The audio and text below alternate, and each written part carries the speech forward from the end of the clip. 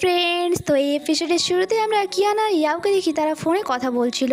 এখানে কিয়ানের ইয়াওয়ের জন্য অনেক বেশি টেনশন হচ্ছিল, কারণ কিয়ানের মনে হচ্ছিল এই কেসটি অনেক বেশি কমপ্লিকেটেড হয়ে যায়। তুমি কি একা এই কেসটি হ্যান্ডেল করতে পারবে না আমি এসে তোমায় হেল্প করব? আর তার কথা ইয়াও বলে, তোমার তো এইটুকু ভরসা আমার উপর হওয়া দরকার, কারণ তোমার গার্লফ্রেন্ড অনেক বেশি ট্যালেন্টেড। আর এটা বলে সে কল কাট করে দেয় এবং নিজের কাজে মন দেয়। আর সে সিসিটিভি ক্যামেরাতেও সে কিছু কভার লাগিয়ে দিয়েছিল যাতে যাতে কিয়ান সারাক্ষণ তাকে না দেখে নিজের কাজে মন দেয়। আর অন্যদিকে আমরা মিংকে দেখি, আর তার সাথে সেই রিচ বয়টি ছিল যার নাম লু ছিল। আর সে এই বিষয়ে চিন্তিত ছিল যে এই কেসে জোনহাং লফহামও চলে এসছে। আমার অনেক বেশি ভয় লাগে জোনহাং লফহামকে। কিয়ান অনেক বেশি ক্যাপেবল, আর ওই মেয়েটি তারই অ্যাসিস্ট্যান্ট। যদি আমি হেরে যাই তাহলে আমার সম্মান মাটিতে মিশে যাবে। তার কথায় মিং বলে, তুমি চিন্তা করো না, তুমি মনে রাখবে তুমি আমাকে চুজ করেছো আর আমি তোমাকে জিতিয়ে দেখাবো, কথা দিচ্ছি তোমায়। আর সে আরো একটি প্ল্যান করেছিল যার ফলে সেই মেয়েটি এই কেসটি কখনো রিওপেন করানোর কথা ভাববে না। সে তার নামে সোশ্যাল মিডিয়াতে অনেক মিথ্যা কথা ছড়িয়েছিল যাতে লোক তাকে টর্চার করে এবং সে প্রেসারে পড়ে এই কেসটি ছেড়ে দেয়।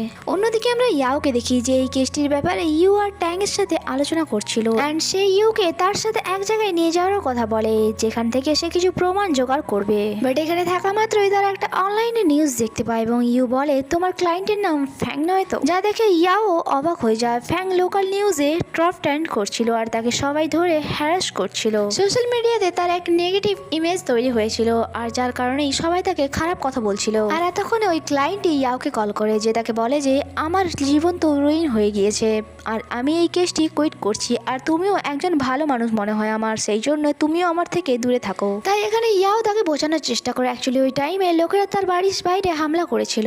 এরপর আমরা শিখে দেখি যে গুজুনের সাথে ছিল। গুজুন তার এখন অফিসিয়ালি বয়ফ্রেন্ড হয়ে গিয়েছিল। শির ফোনে মিং এর মেসেজ আসে যে তাকে বলে, তুমি আমার সাথে অনেক লড়াই করেছিলে না, আমি বলেছিলাম না এর ভরপাই তোমার সিস্টারকে করতে হবে? সে এখন আমার এগেনস্টে কেস লড়ছে, তার রক্ষা করা তুমি শিখে নাও, না হলে তাকে অনেক বেশি পস্তাতে হবে। যা শুনে সিও অনেক বেশি চিন্তিত হয়ে যায় ইয়াওয়ের জন্য। ইয়াও যখন তার ক্লায়েন্টের কাছে পৌঁছয় পাবলিক তাকেও ছাড়ে না হ্যারাস করতে। আর যখন ভেতরে গিয়ে ইয়াও তার ক্লায়েন্টকে বোঝায় নিজের মনকে শক্ত করো, যে নিউজটা তোমার ব্যাপারে ছড়িয়েছে তুমি যদি এখন এই কেসটি থেকে গিভ আপ করে নাও তাহলে সবাই ভাববে এই সমস্ত কিছু সত্য। নিজের ব্যাপারে না ভেবে নিজের বেবির ফিউচারের ব্যাপারে ভাবো। আর সে ফাইনালি তাকে কনভিন্স করে নেয় যাতে সে এই কেস থেকে গিভ আপ না করে। আর এখান থেকে ফিরে যাওয়ার সময় ইয়াও এর উপরে কেউ পেন্ট ছুড়ে মারে আর তখনই সেখানে শি আর গুজুন চলে আসে। তারা পুলিশকেও ইনফর্ম করে দিয়েছিল। গুজুনও তাকে নিয়ে অনেক বেশি চিন্তিত হয়ে পড়েছিল।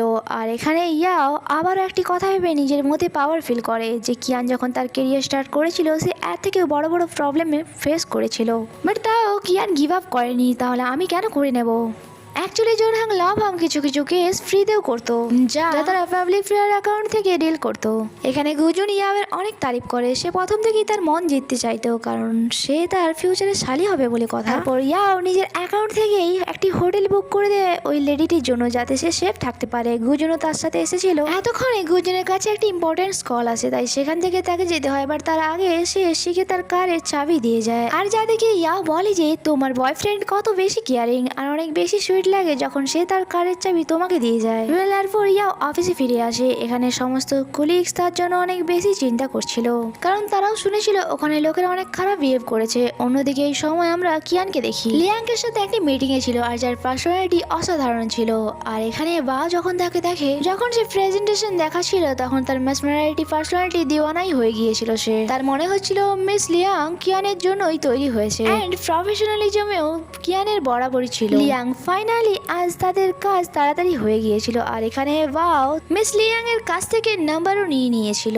লয়ার লিয়াং অনেক বেশি সুইট পার্সন ছিল আর সে এখানে বলে আজ তাড়াতাড়ি কাজ হয়ে গিয়েছে তো আমরা ডিনারে যেতে পারি। আর এটার অ্যান্সার দেওয়ার আগে কিয়ান এমার্জেন্সির ব্যাপারে জানতে পারে যা ইয়াওয়ের সাথে হয়েছিল। আর সে এত চিন্তিত হয়ে পড়ে সেখান থেকে তাড়াহুড়ো করে বেরিয়ে যায়। আর এখানে ফার্স্ট টাইম লয়ার লিয়াংকে দেখে মনে হচ্ছিল সে কিয়ানকে লাইক করে।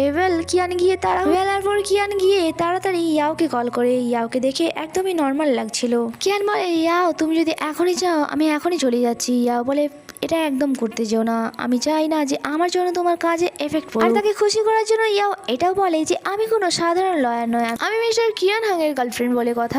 কিয়ানকে সান্ত্বনা দিয়ে তো সে ফোন কেটে দেয়। বাট কিয়ান তাও ইয়াওকে নিয়ে কিয়ানের অনেক বেশি চিন্তা হচ্ছিল। সে আজ কাজ থেকে তাড়াতাড়ি ফ্রি হয়ে গিয়েছিল তাই ফিরে যাওয়ার জন্য ফ্লাইট বুক করে নেয়। অন্যদিকে গুজুন আজ ক্লায়েন্টদের কাছে গিয়েছিল। সে তাদেরকে ডিফারেন্ট নোটস তৈরি করতে বলেছিল বাট কেউই করেনি, তার জন্য সে তাদেরকে অনেক বেশি কথা শোনায়। বাট ইয়াওই শুধু করেছিল আর সে তার অনেক বেশি প্রশংসা করছিল। যেহেতু ইয়াও তার ফিউচার শালি হবে সেই জন্য সে তার প্রশংসার একটা সুযোগও হাত ছাড়ছিল না। আর সে পুরো অফিসকে এটাই অ্যাডভাইস করে যে ইয়াওকে দেখো আর তার মতো হওয়ার চেষ্টা করো। আর এতক্ষণে গুজনের কাছে একটি ইমার্জেন্সি মেসেজ আসে, জানা যায় কিয়ান ফিরে এসছে এবং সে আসা মাত্রই পৌঁছে গিয়েছিল লয়ার অ্যাসোসিয়েশনের অফিসে। আর সেখানের প্রেসিডেন্টকে বন্দি করে বসিয়ে রেখেছিল, সে তাকে টয়লেটেও যেতে দিচ্ছিল না। আর এতক্ষণে সেখানে গুজন চলে আসা তাদের মধ্যে হওয়া এরকম সিচুয়েশনে সমস্ত ক্লিয়ার করে।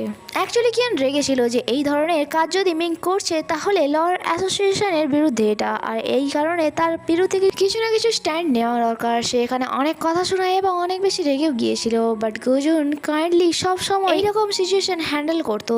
আর সে আজও কিয়ানকে শান্ত করে মিস্টার জ্যাংকেও খুশি করে দেয়। আর এখানে এই এপিসোডটি শেষ হয়। দেখা হচ্ছে পরের এপিসোডে। আপনাদের যদি আমার এক্সপ্রেশন ভালো লেগে থাকে তাহলে প্লিজ আমাকে সাপোর্ট করবেন, ভিডিওটিকে লাইক করবেন এবং চ্যানেলটিকে সাবস্ক্রাইব অবশ্যই করবেন। টাটা।